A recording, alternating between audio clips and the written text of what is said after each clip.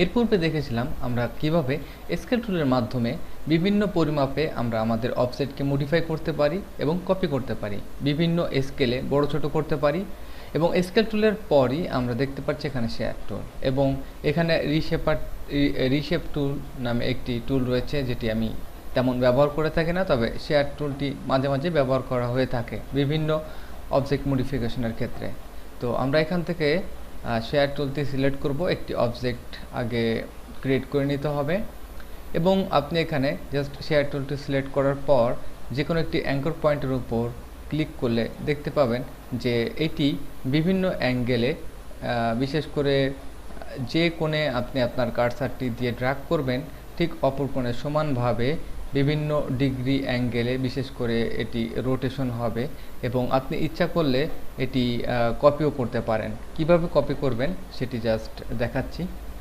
যখন আপনার অবজেক্টটি সিলেক্ট থাকবে তখন আপনি এখানে ডবল ক্লিক করলে শেয়ারের যে এক্সট্রা অপশনগুলা আপনার এখানে শো করবে, অথবা আপনার অবজেক্ট সিলেক্ট থাকা অবস্থায় অল্টার ক্লিক করে জাস্ট কোনো একটি স্থানে আপনি পয়েন্ট দিয়ে সেখান থেকে আপনি এটিকে অ্যাঙ্গেল করতে পারেন।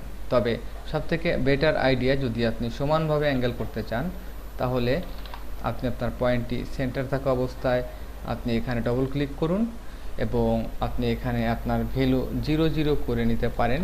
এবং 0 করার পর যদি প্রিভিউ চেক বক্সে টিক চিহ্ন দেওয়া থাকে, তাহলে দেখতে পাবেন যে এটি সমান একটি বক্স হিসেবে রয়েছে, কোনো ধরনের মডিফিকেশন ছাড়াই।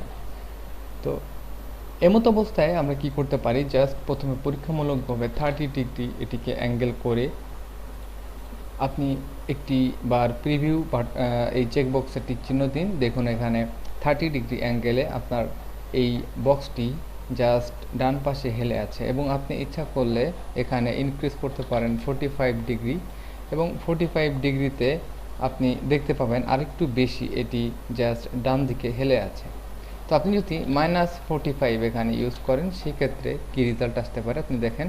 ঠিক অপর পাশে, বিশেষ করে হরিজোনাল সাইড থেকে আপনি যদি দেখেন, তাহলে উল্টো পাশে এটি হেলে যাবে। অ্যাঙ্গেলের ক্ষেত্রে ঠিক একই পরিমাপ, আপনি এটিকে জাস্ট 30 ডিগ্রি এবং এখানে জাস্ট 0 করে দেখুন যে আপনি এখানে অ্যাঙ্গেলের ক্ষেত্রে আপনি তেমন কোনো পরিবর্তন পাচ্ছেন না, কারণ যদি এখানে 30% আপনি এটিকে শেয়ার করেন, তাহলে আপনি এখানে 30% অ্যাঙ্গেল করতে পারেন, এবং এটি ভার্টিক্যালি এবং হরিজোনালি দুভাবে আপনি অ্যালাইন করতে পারেন, এবং ইচ্ছা করলে আপনি এটিকে একটি ডুপ্লিকেট কপি হিসেবে ব্যবহার করতে পারেন, এবং এভাবে আপনি বারবার এটিকে কপি করতে পারেন বিভিন্ন পরিমাপে।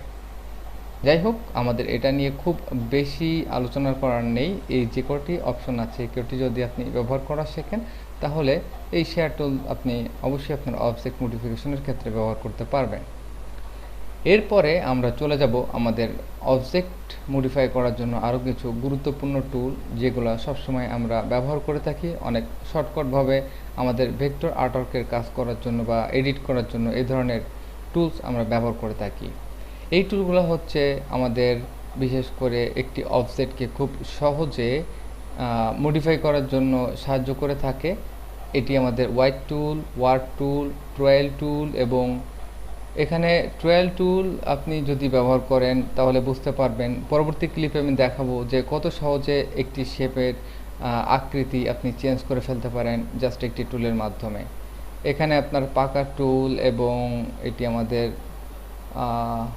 ব্লট টুল। আসলে এ ধরনের টুল অনেক সময় আমরা হয়তো মুখস্থ করি না, শুধু ব্যবহারই করে যাই। তারপরেও আমাদের উচিত এটি একটি একটি করে মুখস্থ করার।